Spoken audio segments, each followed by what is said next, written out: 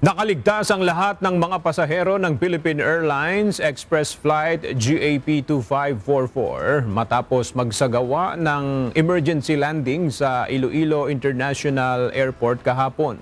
Ito ang kinumpirma ng Civil Aviation Authority of the Philippines o CAAP. Galing ang naturang eroplano sa Ninoy Aquino International Airport o NAIA at papunta sa paliparan sa Dumaguete City nang makaranas ng pressurization issue. Bilang precautionary measure, nagdeklara ang flight crew ng emergency at nagdivert o inilihis ang aircraft papunta sa paliparan sa Iloilo.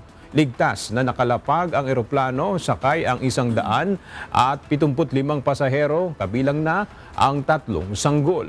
Agad namang rumisponde ang mga airport medical personnel matapos humiling ng medical assistance ang ilan sa mga pasahero. Diniyak naman ng CAAP ang maigting nilang pagbabantay sa sitwasyon at pakikipag-ugnayan sa airline.